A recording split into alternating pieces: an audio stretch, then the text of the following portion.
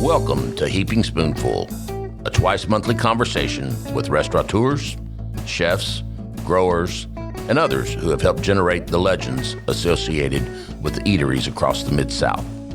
The team at Benny Keith is proud to sponsor this adventure with the goal of preserving the stories that have helped cultivate an amazing food scene across the Mid-South.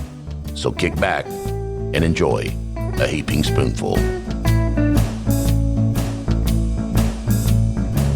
Hello, everybody out there in podcast land. I'm Kelly Bass, and I'm your host of Heaping Spoonful, where we visit with chefs and restaurateurs from some of the great eateries across the Mid-South.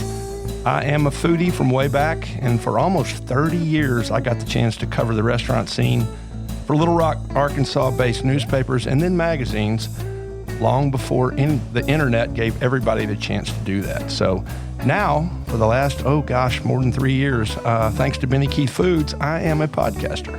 And I love it. In the old days, here's how it'd go. I'd do the interview just like we're about to do. Then I'd have to go and write the thing up and submit it to my editor and it'd get published. But now we do the interview and we're done. So it's cool. The next step is only for you to listen. So today, our guests on Heaping Spoonful are Joshua Garland and Fatima Alvirde. Hi, how are you? Did I get that right? You did, Alvirde, yes. I should have done that before we got on the air, but I got it right. That's okay. They are of Best Cafe and Bar, which is a super popular and, safe to say, super hip breakfast and lunch spot associated with the historic Best Court Cottages in Hot Springs, Arkansas. So again, welcome, Joshua. Welcome, Fatima. Thank you. Yeah. Glad y'all are here. As a podcaster dedicated to my craft or something like that, I did some internet research before today's interview, and what a story you both have to tell. Joshua, let's start with you. So you were born in St. Louis. How old were you? You moved to Little Rock. How old were you when your family brought you to Little Rock? We moved to Little Rock when I was in the first grade, so I would imagine that's like 6 or 7. Yeah, okay. So you were a little kid. Yeah, youngin'. But your life in the culinary world has taken you to many, I would say, exciting and certainly far-flung places. Tell our listeners a little about your early days. So when you were a kid and you were growing up and went through high school in Little Rock, did you have any interest in the food world or the chef world at that point in time? When I was a kid, I didn't really notice it, but I really enjoyed cooking dinner or breakfast for my friends whenever they had like sleepovers, when you're young.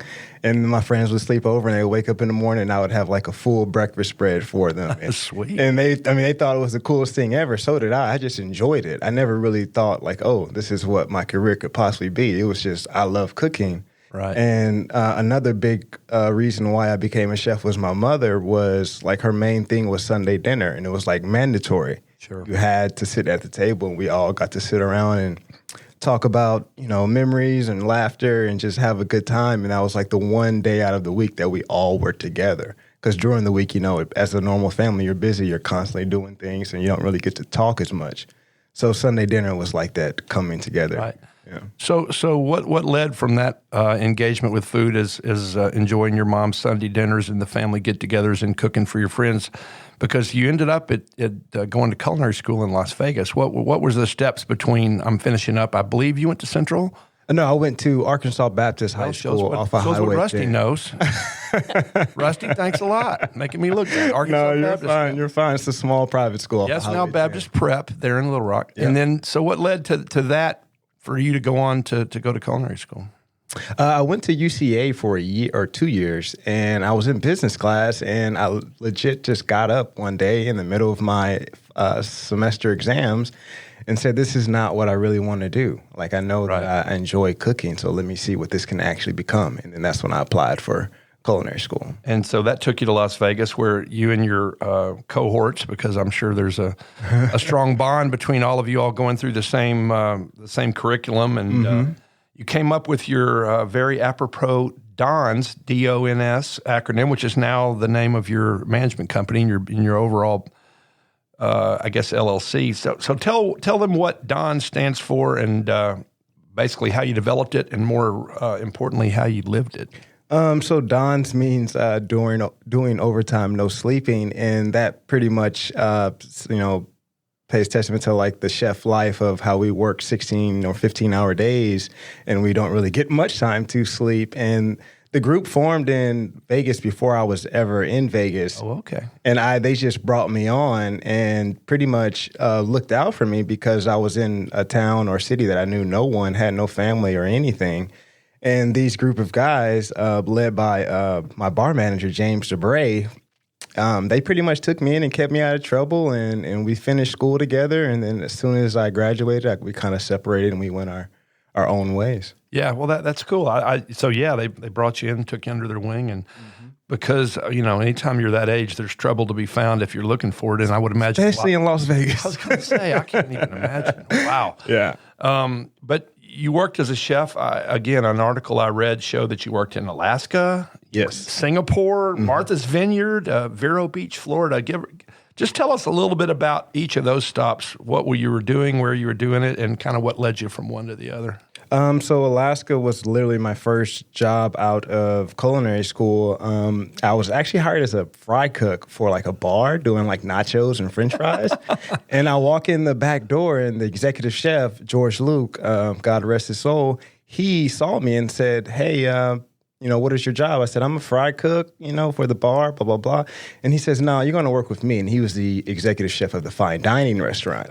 And so within 10 minutes, my first day, my first job, he puts me on the grill, which is literally the hardest station of the entire line. And he says, hey, this is where you're going to start your career. Wow. And I think that really had a big influence or impact on my life because, if I was to go to that bar and to do French fries and nachos, nothing against those things, but right. I don't know if I would have been as how do you say? Upwardly mobile for yes. one thing. Well, yeah, you'd have had to probably do a lot of things to get where you started. Yeah. Or I may have not been as interested. My career could have went a totally different way. Yeah, because French fries are important, but cooking them is not exactly a challenge. And then so from there, I saw Singapore. So in Singapore, I pretty much did some stages just to it was pretty much free work. I just worked for a couple of chefs for free for a day or 2 days and just learned what I could. And then I left. I was only there for a month and a half. Okay. And then after that, I actually had a small stint in Little Rock working for Joel at Capitol Hotel. Oh, well, that's great. And then I worked for him for a year and a half, and then I left and went to Martha's Vineyard.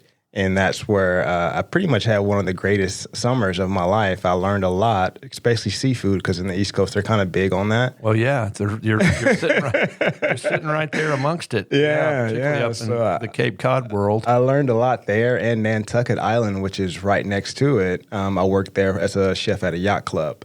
Yeah, and there's a yacht or two up that way. Yeah. And then after that, I actually went to Vero Beach, and that's where I met Fatima. Yeah, I was going to say, I figured that had to be the case. So Fatima, you all met in Florida. Now, did you work together or did you just know each other? Yeah, so we actually worked together at a country club down in Florida. So I'm born and raised Floridian. I ended up working at this country club on the East Coast, about an hour and a half south of Orlando, and I was there just as a server, tried the college route. I was like, no, I'm good. Let me take a break here. And, just started out as a server just to kind of put gas in the tank, pay for a flight here or there. And then about a year or two later, that's when Chef Joshua came on to be my sous chef, actually. I was just a server at the time. And, he was there. Immediately, I knew. He was like, what are you doing here? Like, you're way too good to just serve this, your starch, potato, and protein, what the clubbers usually do. But we ended up working really well together, had a really great working relationship, would joke around all the time, just, had a really great environment to be in. And that was maybe a couple of years? 2018, yeah. Yeah. And then I fell in love completely with the industry and decided to keep on going in that route. But I decided that the country club life wasn't for me. So that's when I stepped out of the country clubs and went into mom and pop restaurants, which then took me to Nantucket, Massachusetts. Right. So at that point, Josh and I actually went our separate ways. We're still good friends, kept in contact here and there. But yes, I left. So you've always been front of house, which is, again, the two, you got to have really good teams on both sides, front and in the kitchen.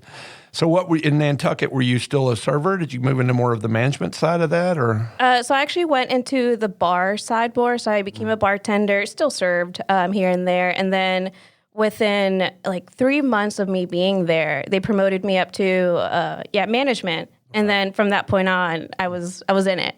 Yeah, That's cool. And so Joshua, when you start talking about the places that you work now, of course, you spent a lot of time growing up in Arkansas. You came back and worked for the famed Joel at the Capitol Hotel, which is, again, when you start looking at the family trees in the restaurant world, I'm now adding a branch for you because, you were part of that. There's so many people that came through the Capitol Hotel that have gone on to great things, and you're one of those people.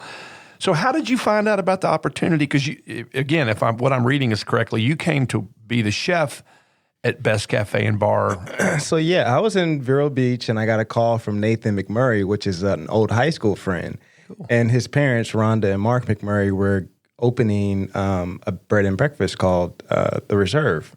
And he flew me out. He asked me, hey, would you want to come do a tasting for us? And maybe you're the person for the job. And they flew me out. I did a tasting. They loved everything. A couple of months later, they fly me back out to move me here permanently. And we were going to open the Reserve, and it was just going to be like an event center and some weddings and stuff like that. And then we bought the cafe to be the main kitchen for us to use. Oh, I see. But it obviously didn't work out that way because the cafe became a lot more popular. So the Reserve didn't end up happening? No, the Reserve did still happen. We just ended up building a full kitchen in the Reserve as well because the cafe became something completely different. And the cafe is where you stayed. Was it open? Because the motor court, which has been redone and is fabulous, and we actually came to eat at your restaurant. But it was on a Saturday morning. We came at the time when it was really crowded. We didn't have a ton of time, but we ended up looking around the whole property, and it's really cool. Oh yeah. And if I didn't have a friend with a condo there that always is welcoming, it's hard to pull your wallet out when you got a free place to stay. I'd love to stay there because it looks really neat. They're beautiful. But before you came and before your high school friends and bought it, was it up and was it running all the time, or was it no, they had actually just finished renovation in 2019. Okay, and of the whole property? Of the entire property. Okay. And they opened, I think, in August, and then obviously 2020, January, February, COVID happened, then they never opened again. Yeah, and you came on board. Yeah, and for those listening that aren't from Arkansas, Hot Springs is a fabulous and unique place that has a storied history, from the hot springs themselves to the whole crazy gambling scene there through the 40s, 50s, 60s. And there was a ton of motor courts and other older motel hotels. And this is one that has been brought back to probably, I'm sure, better than it ever was. So that's cool. So there you are. And you're there as a chef and you're working with or for your friends. And then was it just about a year later that you got the chance to buy the place? It was almost exactly, or a little less than a year later, that they offered me to buy the property or to buy the business. They just felt that it was my time to actually take off and do my own thing, and I actually felt the same way. And it was just a mutual agreement, and they wanted to sell it to me, and I bought it, and I was kind of nervous, obviously, and scared as anybody would be. I'm still learning every day how to become a business owner. Right. But, it's been an amazing experience ever since. And is that the point in time when you said, hey, Fatima, I need you? Oh, no. Fatima was here from the beginning. Because, you said, Yeah, she was actually probably the first person that I hired. I was like, okay, I need someone to be able to run everything. Yeah, because I'm going to be in the kitchen making sure that. Exactly. Was it a hard sell, Fatima, for you to say, okay, yeah, I'm going to leave Nantucket and come down to, or were there anything in between Nantucket and Hot Springs? So Nantucket is a very seasonal place. How that point in my life, I was living 8 months in Nantucket, and then I would live 4 months in Florida. So kind of do the back and forth every 8 to 4 months, pack up my car, pack up my dog, and take off. Yeah. So Josh actually got me at a really good point where I was already heading down south, or, it was already in my plans to head back down south. He called me up, I was just minding my own business, and he's like, hey, there's this restaurant. Is it something that would interest you? He's like, it's in Arkansas. And I think my first question literally was like, where's Arkansas? Yeah, it was. Yeah, Travel, I tell people it's next to Texas. yeah. So, I was mainly on the East Coast, moving a little bit more west. Not in my plans, but I was like, I'm young, I'm single, have no real responsibilities.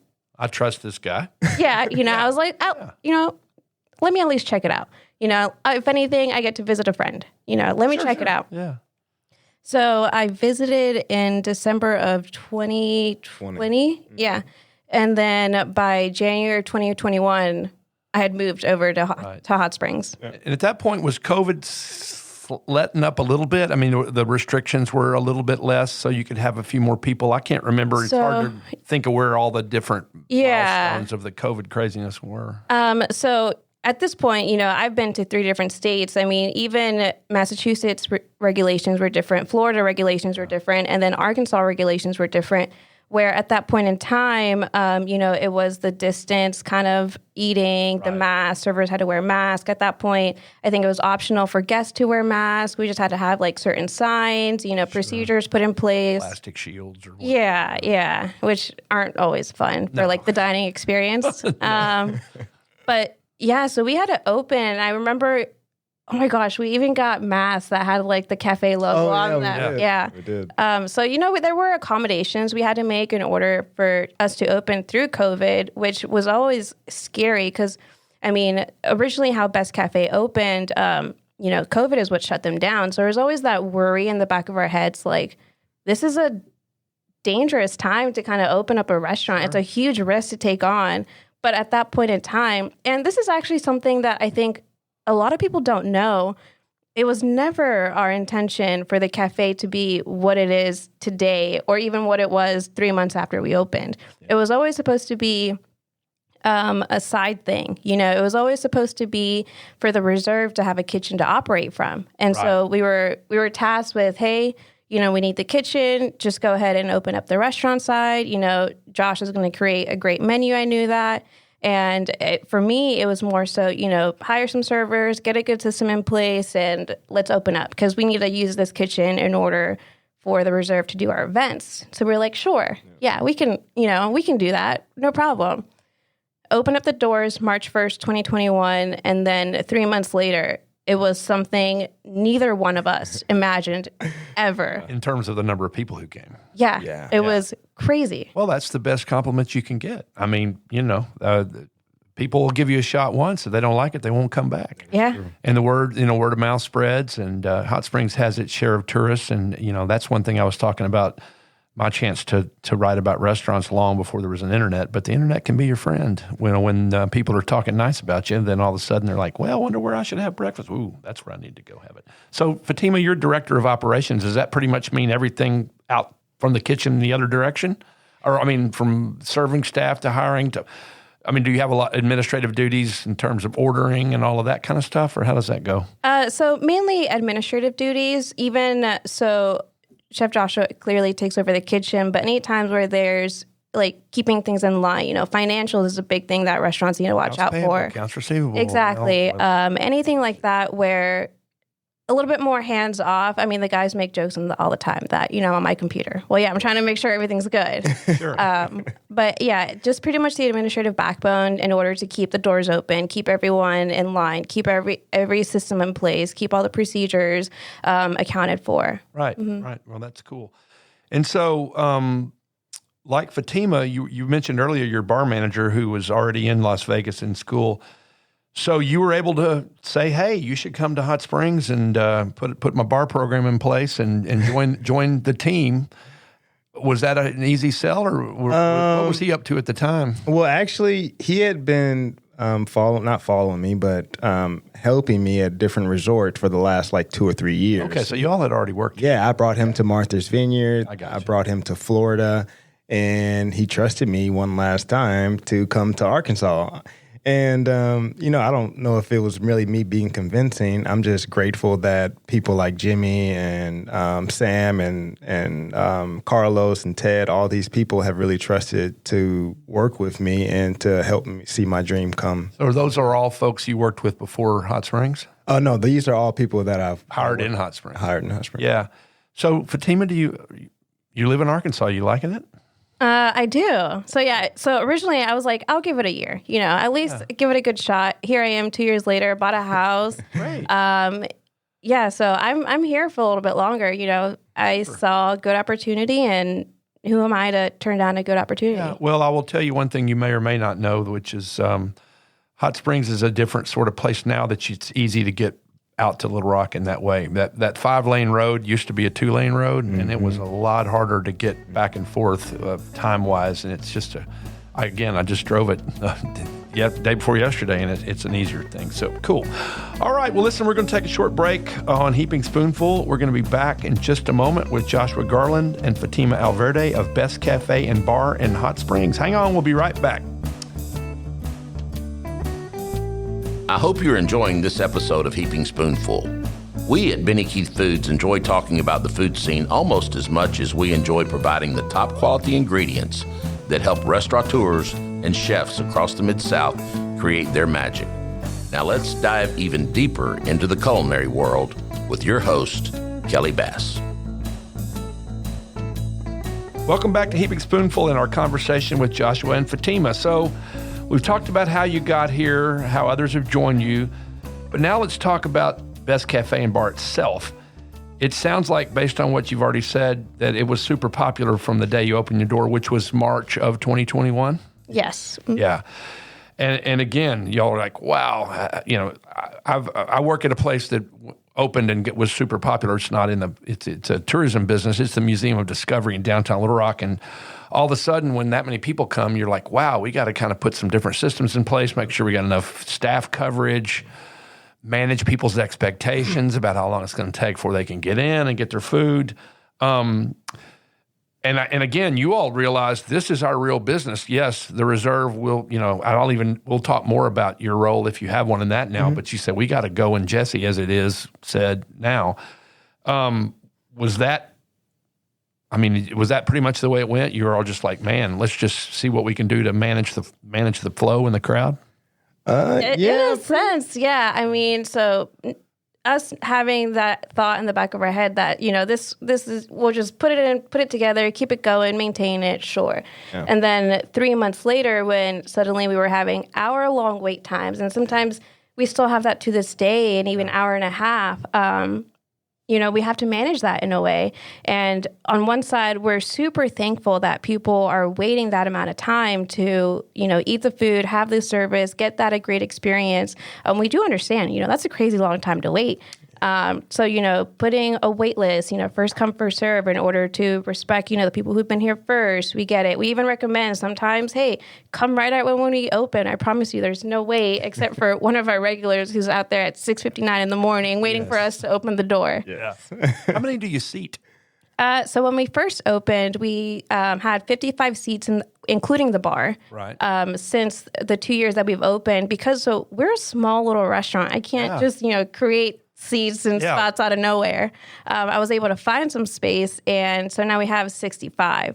Right. But on a busy Saturday, Sunday, I mean, we can do 250 or more people. So you're turning those things like 4 times. Oh, my gosh. We're hustling, bustling. Yeah. And so you're a breakfast and lunch spot. I would imagine, again, you got your regular who likes to be there at 6:59. You're a 7 to 2? Yes. 7 to 2. And if I walked in at 1:30, I can still get breakfast? Yes.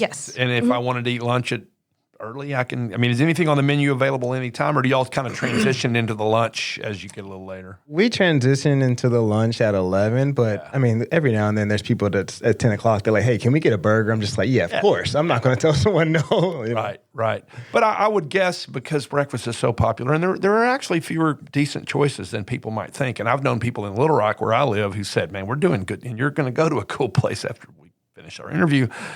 I mean, when Waffle House and IHOP, and I've had good food at both, maybe, but when that's what people's standard is, then you can really blow them away. Is breakfast? By noonish, are y'all still pretty busy, or does it? On weekends, does it stay busy all the way to the end? Yeah, it's not like how you said that 1:30 person getting an eggs Benny. Absolutely. Yeah. Weekday, we're more so a little bit more focused on lunch, but yeah.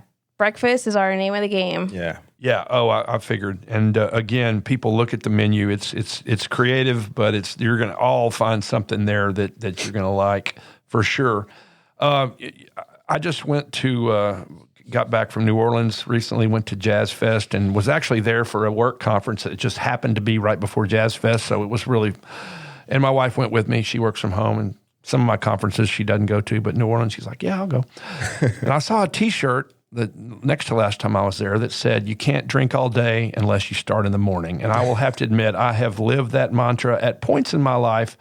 Is your cocktail business brisk as well? And I'm sure that, again, is more on Saturday and Sunday. But, I mean, it's a big part. It's Best Cafe and Bar. You've got a very creative cocktail program. Yeah. Yeah. So, I mean, our two biggest thing, everybody wants a Bloody Mary and everybody wants mimosa.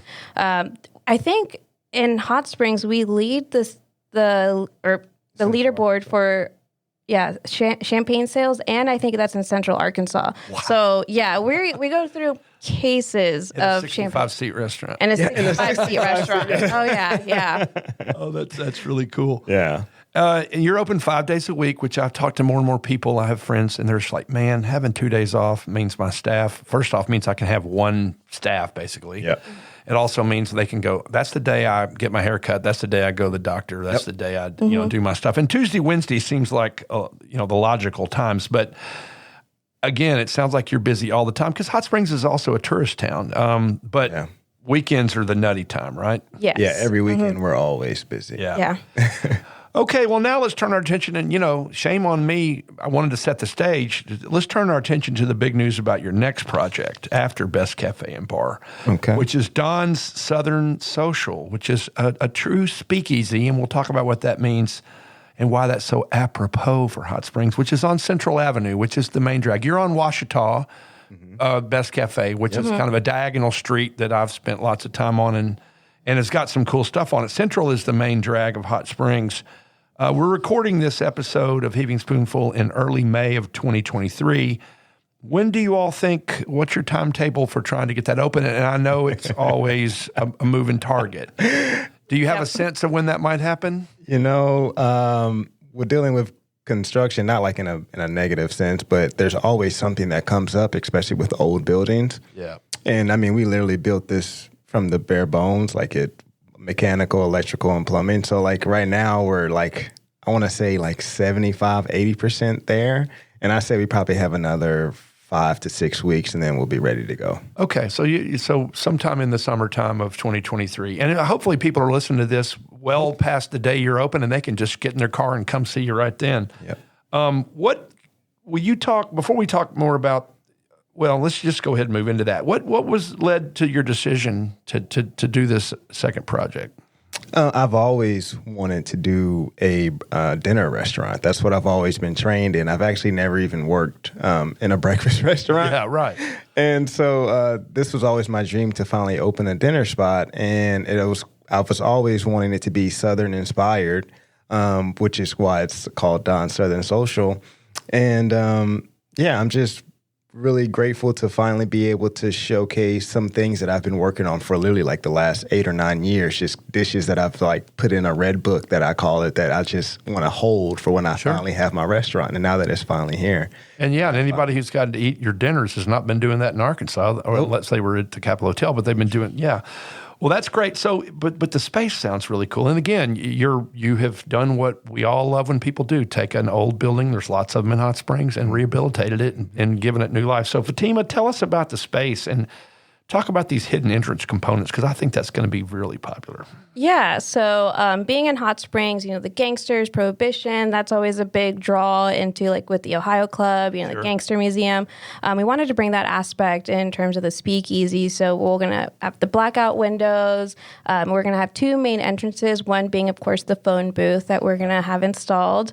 And the other being an art gallery that guests are going to be able to walk into, which will actually feature art from local artists. Yeah. We've actually got some pieces already in storage that we're really excited for some people to look at. But once guests make their reservation, the day of their reservation, they're going to be able to receive a code, a verbal or numerical code that'll let them enter the restaurant.